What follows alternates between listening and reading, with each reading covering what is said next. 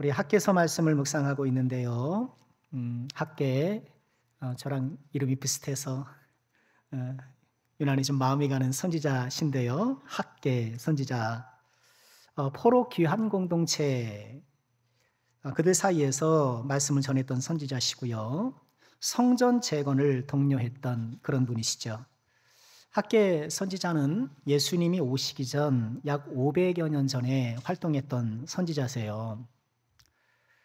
학개서 우리가 세 번째 말씀을 보고 있는데, 학개서의 주요 특징은요, 학개 선지자가 하나님의 말씀을 받았던 시점을 정확히 기재한다는 거예요. 1장 1절도 이렇게 시작하잖아요. 다리오 왕 제2년 여섯째 달 곧 그 달 초하루에, 다리오 왕 통치 2년 6월 1일. 하나님 말씀이 임하였던 그때가 분명하게 기록되어 있어요. 1장의 내용이 뭐였나요? 유다 백성들이 성전을 재건해야 하는데 때가 아직 아닙니다. 아직은 때가 아닙니다. 이렇게 때를 핑계로 성전 재건에 미온적이었죠. 게다가 성전을 이렇게 황폐한 채로 방치해 놓으면서 자신들은 판벽한 집에 거주하려고 4절에서 그걸 지적했죠. 이 성전이 황폐하였거늘 너희가 이때에 판벽한 집에 거주하는 것이 옳으냐.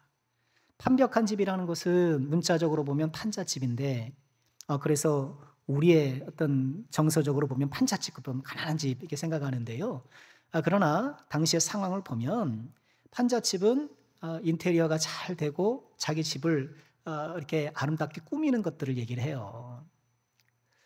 성전은 황폐하건 말건 자기 인생 사는데 몰두했다라는 거예요. 믿음은 어떻게 됐든, 하나님과의 관계는 어떻게 됐든, 이렇게 내가 건물 성전만이 아니더라도 정말 우리의 마음의 성전, 우리 영혼의 성전을 짓는 이런 일들에는 무관하고 그냥 다 돈 벌고 살아가는 거, 이 세상에서 이루는 거, 거기에만 다 몰두하며 살아갔다는 거예요. 이에 학개가 산에 올라가 나무를 베어 성전을 건축하라, 이렇게 하나님 말씀을 전했고, 감사하게도 유다 백성들은 이 말씀에 순종해서 팔을 걷어붙이고 성전 재건에 힘을 모으기 시작합니다. 그때를 1장 15절은 다리오 왕 제2년 여섯째 달 24일, 6월 24일. 그래서 제가 언제라 그랬습니까? 6.25 첫날. 기억하시죠? 6.25 첫날 성전 건축을 시작한 거예요. 두 번째로 하나님이 말씀하신 때는요, 2장 1절로요. 일곱째 달 곧 그 달 21일, 다리오 왕 2년 7월 21일. 그러니 처음에는 6월 1일에 말씀을 주셨는데 7월 21일이 되었으니, 또 6월 24일에 성전 건축이 시작됐고 7월 20일이 되었으니 약 한 달이 좀 안 된 시점이잖아요. 이때 주신 말씀은 뭔가요? 야심차게 성전 재건을 시작하기는 했으나 녹록지 않은 거예요. 무엇보다 경제 여건이 열악했기 때문에, 여러분 판벽한 집에 거한다고 해서 이 사람들이 대저택을 짓고 살았던 것은 아니었거든요.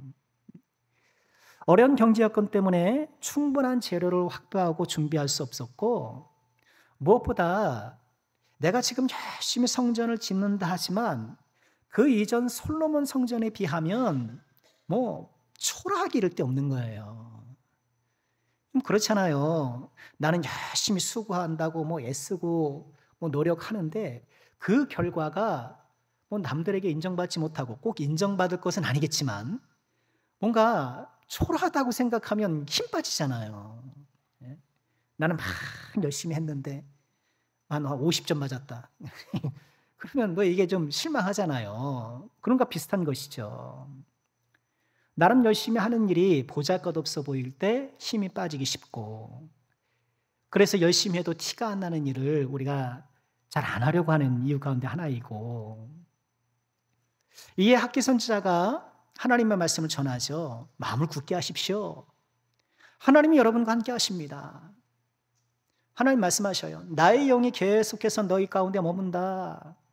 그러면서 9절에 이렇게 용기를 주셔요. 같이 읽어볼까요? 시작. 이 성전의 나중 영광이 이전 영광보다 크리라. 지금 이 백성들은 잡목 성전, 솔로몬 성전은 백향목으로 지었고 우수하고 뭐 화려한 제물로 이 재료로 지었는데 뒷동산에서 꺾어왔던 이 잡목으로 지었던 이 성전 초라하고 보잘것없어서 의기소침해 있었는데 하나님께서 아니야, 이 성전의 나중 영광이 이전 영광보다 훨씬 클 거야. 이 말씀은 우리에게 얼마나 큰 위로와 소망이 됩니까? 우리 같은 소시민 이 세상을 살아가면서 우리의 뭐가 화려하면 얼마나 화려하겠고, 세상에 내세울 만한 뭐가 있으면 또 얼마나 내세울 만한 것이 있겠어요. 그저 평범하게 나의 삶에 주어진 것을 감당하면서 살아가는 우리들인데, 그러나 하나님께서는 외모의 화려함을 보지 아니하시고 그 중심에 마음의 성전이 세워진 사람, 하나님이 함께 하시는 사람을 가장 귀히 여기신다는 것, 여러분 이것이 우리가 큰 소망 아닙니까? 세상 나가면 그래도 삐까뻔쩍한 차를 타야 사람들이 한번 우러러주고, 그래도 명함에 탁 내밀고 좀 있어도 해야 사람들이 우러르지만, 세상은 그런지 모르지만 하나님께서는 우리의 마음 중심을 살피시고 우리 마음에 하나님과 함께하는, 하나님과 동행하는 임마누엘 성전이 있는가, 그것을 보시고 그런 사람을 귀히 여기신다니 여러분 얼마나 감사한 일입니까? 얼마나 기쁜 일입니까? 그리고 하나님께서 이제 세 번째로 학개에게 임하시는데 바로 오늘 말씀이에요. 2장 10절 말씀 보실까요? 다리오 왕 제2년 9째 달 24일에 여호와의 말씀이 선지자 학개에게 임했다. 2년 9월 24일. 그러니 성전 재건을 시작한 후로 몇 달 지난 거예요? 3개월 딱 지났어요. 그죠? 6월 24일도 9월 24일이니까 하나님 말씀하신 거예요. 자, 오늘 말씀을 통해서 우리에게 주시는 교훈을 묵상해 봤으면 좋겠는데요. 먼저 하나님은 학개 선지자에게 제사장을 찾아가서 율법 관련 조항에 대해 질문하라고 명령을 하셔요. 그 질문이 재밌어요. 12절에 보면 이렇게 가서 물어보라는 거예요. 사람이 옷자락에 거룩한 고기를 쌓는데, 거룩한 고기라는 것은 하나님께 희생제물로 드리려는 그 고기예요. 또는 그 희생제물로 바친 후에 왜 어떤 제물을 드린 사람이 또 같이 먹기도 하잖아요. 화목제물 같은 경우에는 특정 부위가 제사를 지내는 사람들에게 할당이 돼요. 그리고 같이 먹는 거예요. 제물을 드리려거든 아니면 드린 후거든 그 옷자락에 고기를 이렇게 싼 거예요. 근데 아마 제사장일 것 같아요. 제사장은 제물 드리고 그 제물의 일부를 식량으로 받잖아요. 그러니 아마 그것을 이렇게 옷자락으로 싸갔던 모양이죠. 옷자락으로 그렇게 싸가지고 이제 고기를 갖다 뒀는데, 아니면 먹었는데, 이 거룩한 고기를 쌌던 이 옷자락이 국이나 포도주나 기름이나 다른 음식물에 닿으면 그것이 성물이 되겠느냐, 이런 질문을 하는 거예요. 이해되시겠죠? 거룩한 고기를 쌌던 옷자락, 그 옷자락이 다른 데로 이렇게 닿으면 그 닿은 음식이나 물건들이 거룩해지느냐, 그거 묻는 거예요. 자, 어떻게 대답하시겠어요? 아니라. 어떻게 이렇게 잘하셔요? 좀 전에 읽었으니까. 아니다, 아니라는 거예요. 그러자 이제는 두 번째 질문을 하셔요. 13절 보실까요? 학개가 이르되 시체를 만져서 부장하여진 자가 만일 그것들 가운데, 그것이는 앞에서 말한 떡이나 국이나 포도주나 기름 이런 걸 얘기를 하겠죠. 그것들 가운데 하나를 만지면 그것이 부정하겠느냐? 여러분 여기에 대한 답은 뭐예요? 부정해지는 거예요. 거룩한 고기와 접촉됐던 옷자락이 닿는다고 해서 거룩해지는 것은 아니지만 시체에 접촉한 사람이 이런 것들에 2차 접촉하게 되면 이것들은 어떻게 된다? 부정하게 된다는 거예요. 이 말씀은 민수기 19장 22절에 따른 것이죠. 부정한 자가 만진 것은 무엇이든지 부정할 것이며 그것을 만지는 자도 저녁까지 부정하리라. 요는 그거예요. 거룩은 전염되지 않지만 부정은 전염된다. 그렇죠. 거룩이 전염되면 얼마나 좋겠어요. 내가 거룩하면 내 자식도 거룩해지고, 그죠? 얼마나 좋아요, 세트로. 그럼 대표로 예배 나오면 되잖아요, 대표로, 그죠? 그럼 참 좋을 것 같은데, 그죠? 예? 한 사람만 집안에서 대표로 나와서 예배를 드리면 네 식구면은 한 달에 한 번만 나오면 되잖아요. 돌아가면서 야 오늘은 너야 해서 돌아가면서 예배 나와서 똑같이 거룩해진다면 얼마나 좋겠습니까만, 거룩은 전염이 안 된다는 거예요. 반면에 부정은 전염된다. 자, 왜 이런 좀 질문을 하라고 하셨을까? 그 이유로 14절에서 말씀하셔요. 이에 학개가 대답하여 이르되 여호와의 말씀에 내 앞에서 이 백성이 그러하고 이 나라가 그러하고 그들의 손의 모든 일도 그러하고 그들이 거기서 드리는 것도 어떻다? 부정하다. 아니 지금 이스라엘 백성들이 나름 맘 잡고 성전 재건에 착수한 지 석 달이 지났단 말이에요. 근데 그들 손으로 하는 것이 부정하다는 거예요. 뭔가 이 유다 백성들이 부정한 거에 접촉했다는 거예요. 근데 어떤 물체에 접촉했다는 거 말씀하시는 것 같진 않아요. 그렇다면 말씀을 하셨겠죠. 전체적인 맥락을 보건대 하나님께서 이들을 부정하다라고 판단하신 이유는 백성들이 성전 건축과 관련하여 갖고 있었던 잘못된 생각 때문이었어요. 성전 건축을 하고 있는데 마음속에서는, 머릿속에서는 뭔가 오류가 일어나는 거예요. 잘못이 일어나는 거예요. 자, 그 오류는 무엇인가? 유다 백성들은 성전 건축하면서 저기 실망했어요.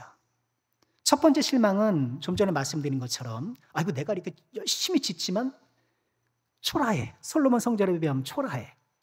이런 결과에 대한 부정적인 인식 때문에 본인들이 실망했는데, 그것을 이제 하나님께서 말씀으로 이렇게 다시 한번 용기를 주셨잖아요. 또 하나 이들이 실망에 빠진 것은 내가 이렇게 성전을 건축하면 하나님께서 나에게 복을 주실 거야 라고 생각을 했던 거예요. 그리고 복은 특별히 경제적 상황의 회복, 그것을 기대했던 거예요. 당찬 포부를 안고 이제 페르시아에서, 바벨론에서 이제 예루살렘으로 돌아왔지만 이들을 기다리고 있었던 것은 폐허와 가난뿐이었고 귀한 공동체 예루살렘 살이는 만만치 않았던 거예요. 선지자의 말씀에 용기를 얻어서 하나님 성전 재건에 동참했지만 당장에 그들의 경제적 상황이 나아지진 않았던 거예요.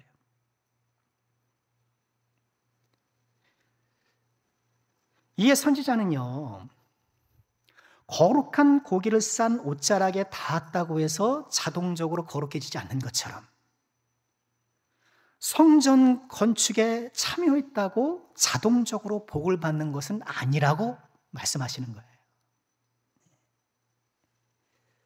성전 건물 자체를 쌓는 것보다 성전을 중심으로 하여서 내 거룩한 삶을, 나의 구별된 마음을 쌓는 것이 필요한 것이잖아요. 건물을 짓는다고 해서 이 건물이 어떤 효험이 있어서 복을 가져오는 것이 아니라 이 지어지는 건물을 중심으로 하여 내 거룩한 삶으로 온전히 변화될 때, 그 변화를 추구할 때 하나님께서 복을 주시는 거란 말이에요.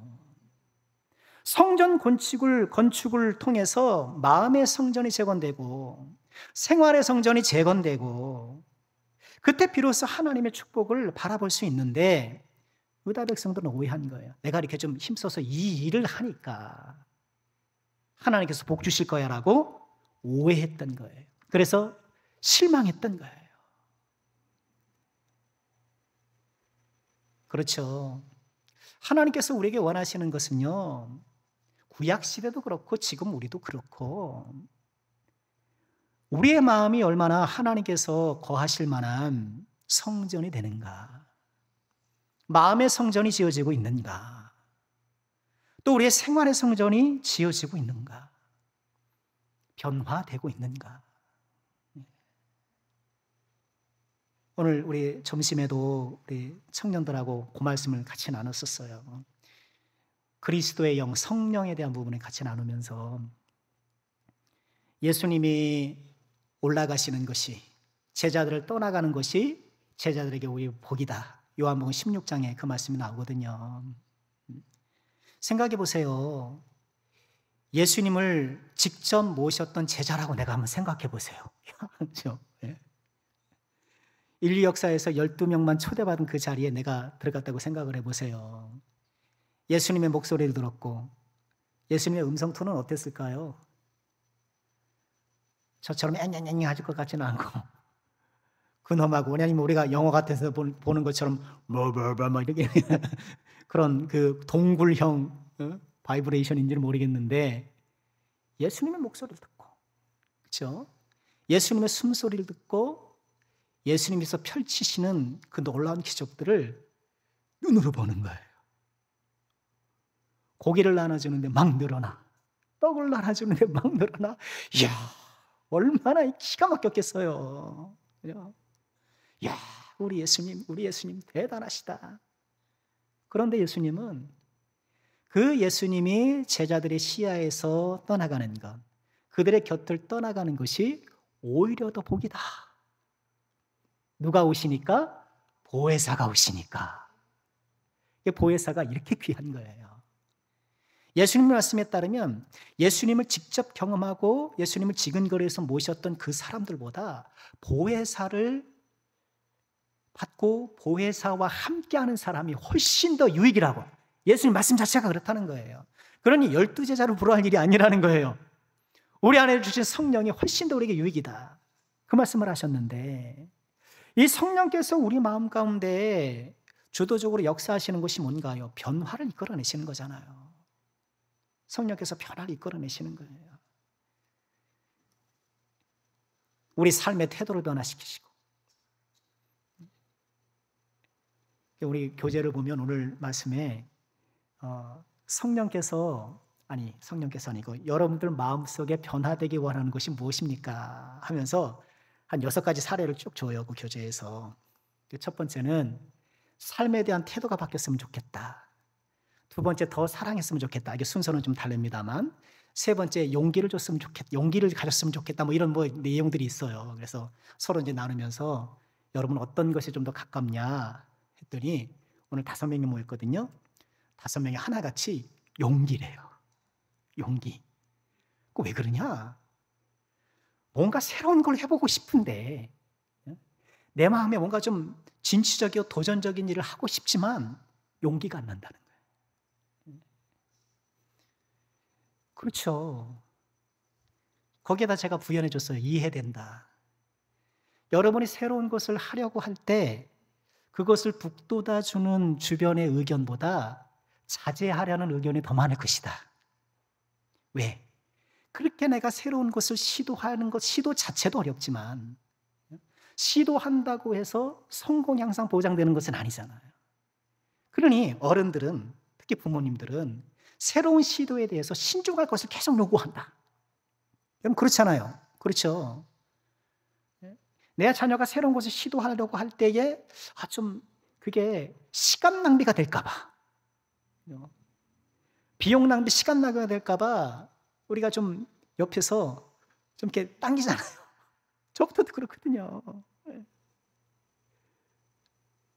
성령께서 이런 우리의 변화에 필요한 거, 용기가 필요하다면 우리에게 용기도 주신다. 이걸 비롯한 여러 가지 성령께서 우리 안에 변화를 주도하시는데, 여러분 이 변화가 우리가 얼마나 중요합니까? 지금 유다 백성들은 문제가 뭐예요? 겉으로는 내가 하나님의 성전을 세우는 일에 열심히 동참한 건 너무너무 잘한 거예요. 그런데 마음의 변화는 일어나지 않는 거예요. 편벽한 집을 세우면서 자기 생활에 몰두했던 그 당시에 하나님을 외면했던 그 마음들이 여전히 변화되지 못하고 성전을 짓는 과정 가운데서도 하나님에 대한 궁극적인 변화에 대해서는 미온적이었던 거예요.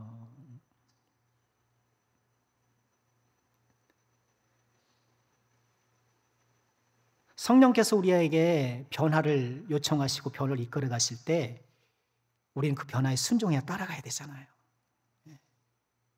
성령께서는 우리 안에 변화를 자꾸 깨우쳐 주셔요.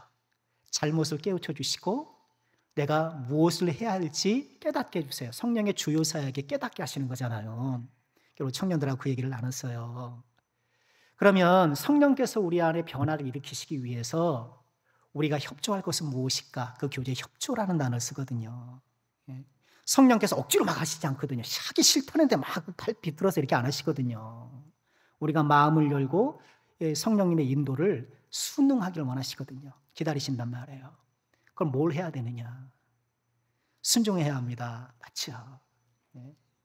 중요한 것은 나를 변화시키려고 하시는 성령께 가까이 다가가는 거다. 다가가는 게 중요한 거예요.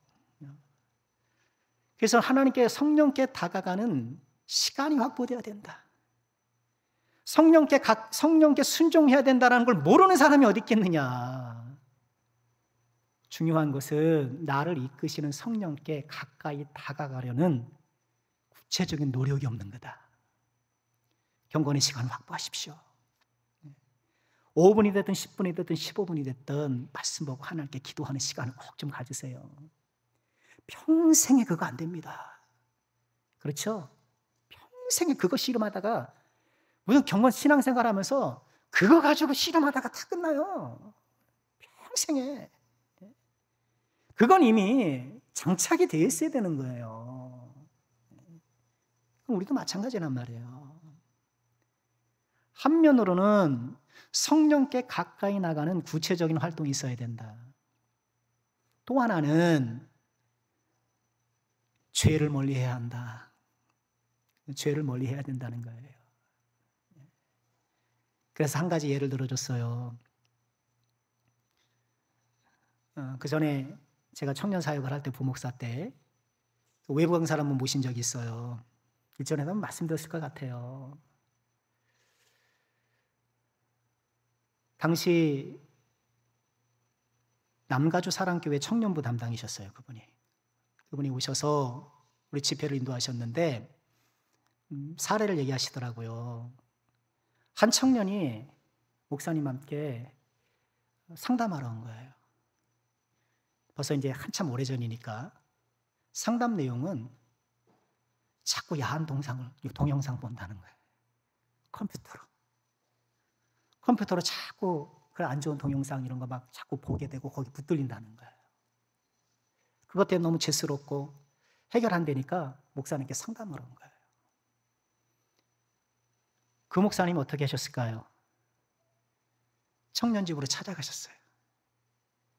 방에 있는 컴퓨터를 거실로 옮겨주셨어요. 네. 당신은 이제 휴대폰이 있는 시절이 아니고 컴퓨터만 있었을 때니까. 내가 성령님께 가까이 다가가는 그런 시간을 마련하는 것처럼 그 구조를 잡아야 되는 것처럼 죄를 멀리하는 구조도 잡으셔야 합니다. 계속 이런 바운더리 없이 똑같이 생활하고 세상 사람들하고 똑같이 다니고 똑같이 놀러 다니고 똑같이 먹고 거룩할 수가 없는 거예요. 우리 예수 믿는 청년들은, 예수 믿는 사람들은 세상 사람들 보기에 조금 이상해야 된다. 조금 이상해야 돼요. 우리 자녀들이 조금 이상해야 돼요. 안 가는 것도 있고 안 먹는 것도 있고 좀 피하는 것도 있고 세상 사람들이 조금은 불편해야 돼요. 조금 거부감을 주고, 그렇죠? 그러니까 이질감을 주면 안 되겠지만 다름이 있어야 되거든요. 성령께서 우리를 변화시킬 때 한쪽 측면에서는 성령께 가까이 다가가는 구조를 만들어야 되고 다른 한편에서는 죄를 멀리하는 구조를 만들어야 된다. 얘기 잘했죠? 꼭 필요한 일이에요. 여러분 청년들만 필요한 게 아니잖아요. 우리들도 꼭 필요한 거예요. 자, 조금 얘기가 빗나갔습니다만 지금 유다 백성들에게 정말 중요한 건 뭐예요? 성전을 지어 올리는 외형적인 건물을 조족해 올라가는 것도 참 중요하지만 하나님께서 정말 바라는 것은 마음의 변화잖아요. 마음의 성전이 세워지고 생활의 성전이 세워지고 이걸 우리 하나님께서 정말 기대하시는데 거기에 대해서는 미온적이고 성전을 지어 올리니 나에게 좀 복되지 않을까? 이런 기대만 하고 있는 거예요. 아니라는 거예요. 거룩한 고기를 쌌던 옷자락이 닿았다고 해서 되는 것이 아닌 것처럼 성전에 내가 참여했다고 해서 내 삶이 자동적으로 복받는 삶이 되는 것은 아니라는 거예요. 그러면서 하나님은 백성들에게 지나간 때를 좀 돌아보라고 말씀하시죠. 15절 보실까요? 이제 원하건대 너희는 오늘부터 이전 곧 여호와의 전에 돌이 돌 위에 놓이지 아니었던 때를 기억해라. 그 황폐했던 때 한번 돌아보라는 거예요. 16절 그때에는 20고루 곡식더미에 이른즉 10고루뿐이었고 포도즙 틀에 50고루를 기르러 이른즉 20고루뿐이었다 이렇게 얘기를 하셔요. 무슨 말씀인가요? 이 고르라는 게 곡식이나 액체를 재는 단위인데요. 1고르가 약 220리터라고 해요. 굉장히 크잖아요. 220리터니까 엄청 큰 건데, 그러니까 쉽게 얘기해서 20고루 곡식더미에 이른즉 10고루라는 것은요. 그러니까 우리 이해하는 게 쉬운 거로 바꿔볼게요. 쌀 20가마를 얻을 것으로 기대했는데 가서 이제 곡식을 베잖아요. 그죠? 곡식을 해서 이제 곡식을 딱 쌓아놔요. 그 쌓아놓은 거를 이렇게 모양을 보면, 야, 한 20가마는 나오겠구나. 근데 막상 탈곡을 해보니까 10가마밖에 안 된다는 거예요. 왜 그래요? 나달이 얼마 없는 거예요. 볏짚은 뭐 비슷한지 모르겠으나 나달이 얼마 안 달린 거예요. 또 포도즙 틀에 50고루짜리 이렇게 큰 통에 포도즙 틀 거기다가 이제 포도를 담가놓고 밟으면 이제 포도즙이 나오는 용량이 대략 50고루인데 막상 포도즙을 이렇게 생산해 보니까 20고루밖에 안 된다는 거예요. 흉작이라는 거죠. 흉작이라는 거예요. 지난날을 생각해 보시오. 너희들이 성전이 황폐했던 그때를 생각해 보십시오.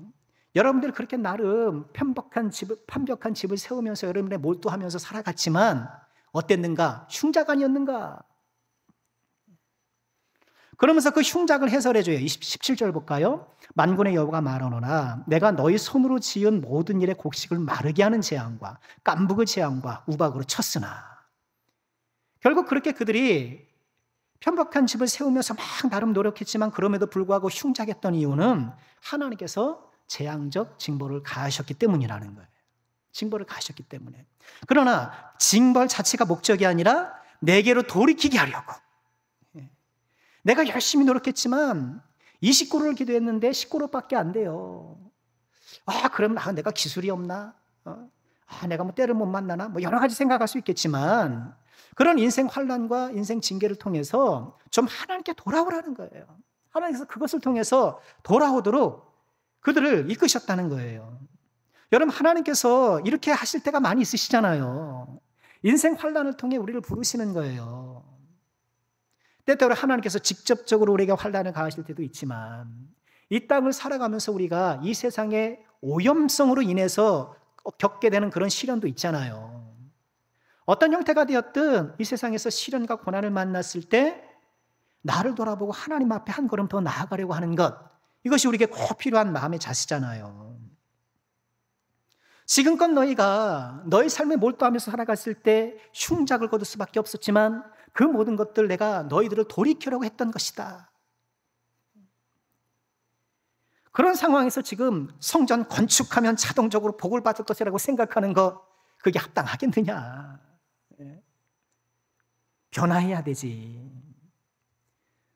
주님 뭐라고 말씀하시는 거예요? 이제는 좀 변화해야 되지 않겠느냐? 이제는 마음의 성전을 바로 세우고 생활의 성전을 바로 세우고 이제 너희들이 건축하는 성전을 중심으로 하여서 새롭게 변화된 하나님의 백성 공동체로 우뚝 서야 되지 않겠느냐? 그 도전하시는 거예요. 그러면서 18절에 이렇게 말씀을 하셔요. 너희는 오늘 이전을 기억해라. 아홉째 달 24일, 바로 오늘 여호와의 성전 지대를 쌓던 날부터 기억해봐라. 19절, 곡식 종자가 아직도 창고에 있느냐? 포도나무, 무화과나무, 성녀나무, 감람나무 열매가 맺지 못하였느니라. 그러나 오늘부터는 내가 너희에게 복을 주리라. 무슨 말씀이냐면 지금 9월 24일이잖아요. 9월 24일. 오늘 9월 24일이다. 이전을 생각해봐라. 너희가 그렇게 노력했지만 너희들은 흉작을 면할 수밖에 없었다. 왜 그러냐? 성전을 지으는지 모르겠지만, 성전 곳에 참여하는지 모르겠지만, 마음의 성전, 생활의 성전, 궁극적으로 지어야 될 성전을 너희가 짓지 못했다. 그러나 마음을 돌이켜라. 그리고 오늘을 기점으로 이유도 생각해봐라. 내가 오늘부터 너에게 복을 주리라. 9월 24일을 기억해라. 그 이전과 이후를 나중에 비교해봐라. 이야, 놀라운 말씀 아닙니까? 오늘 며칠이에요?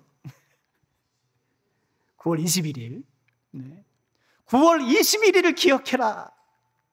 이전과 이후 하나님께서 너희 삶에 어떤 역사를 하시는가. 여러분, 오늘이 우리의 9월 24일 되지 않을까요? 21일이지만. 여러분, 우리 신앙생활에 9월 24일이 언제예요?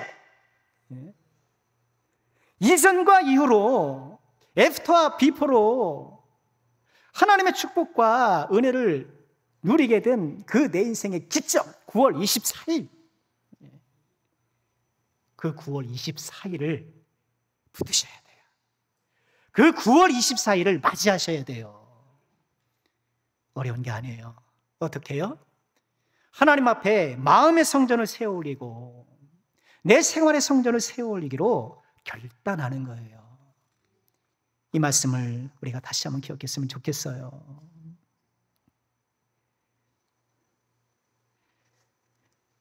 오늘 이 말씀 얼마나 귀합니까? 오늘부터는 내가 너희에게 복을 주랴. 즉, 이 하나님의 선언에 말씀하시는 이 복은요, 꼭 영적인 복만이 아니에요. 지금 유다 백성들이 필요로 하는, 원하는 경제적 회복도 포함이 되어 있는 거예요. 여러분, 하나님께서 우리의 모든 경제 상황을 주관하신 것을 믿으시길 바랍니다. 그래서 우리가 이것을 위해서도 하나님께 기도해야 돼요. 하나님께 기도해야 돼요.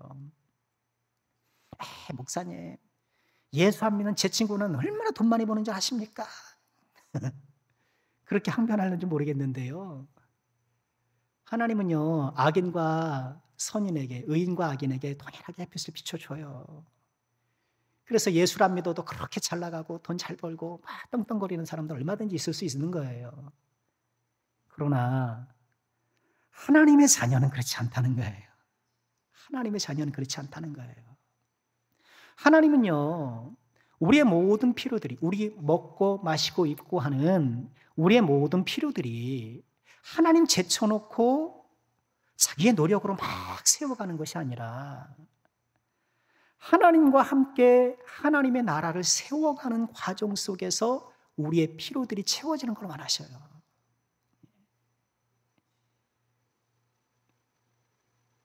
세상 사람들은 어떤지 모르겠지만 하나님의 자녀들은 하나님과 함께 하나님의 나라를 세워가는 과정 속에 우리의 실질적인 경제적인 필요도 채워나가시는 것을 원하시는 거예요. 그래서 우리는 하나님께 기도하고 우리 경제활동을 주님께 부탁드리고 이 일을 할 때도 믿음으로 일을 하고 우리가 그러는 것이죠. 우리 하나님께서 오늘부터는 내가 너에게 복을 주신다고 하셨는데 우리 사랑하는 모든 주의 종들에게 이 약속의 복이 온전히 임하길 주의 이름으로 축원합니다. 우리 성도 정말 잘 됐으면 좋겠어요. 얼마나 애쓰고 수고하시는지 아침부터 저녁까지 일하고 야근하고 그렇게 쓰시는데 경제적으로 주시는 하나님의 또 풍요로움이 있으시고 번성하신 은혜가 있게 되길 주의 이름으로 축원합니다. 말씀 마치겠습니다. 유다 백성들 성전 재건을 외면하고 자기의 삶에 몰두했던 그들 경제적으로 열악했어요. 그러던 차에 성전 재건의 명령이 주어졌고 이에 긍정적으로 호응했어요. 하지만 성전 재건에 동참하면서도 여전히 그들의 마음이 변화되지는 못했어요. 하나님은 건물을 지어 올린다고 자동적으로 복을 받는 것이 아니라고 말씀을 하셔요. 마음과 생활의 근본적인 변화를 요구하셔요. 우리 주님께서 우리에게 주시는 메시지가 무엇인가? 우리 사랑하는 모든 주의 종들, 변화를 위한 결단을 하시기를, 여러분 인생의 9월 24일을 맞이하시기를 주의 이름으로 축원합니다. 마음의 변화를 요구하시는 하나님 앞에 끝없이 마음의 성전을 쌓아 올리고 생활의 성전을 쌓아 올리는 거룩한 건축자가 되어서 주께 칭찬받고 상급받는 복된 종들 다 되시기를 주님의 이름으로 축원합니다.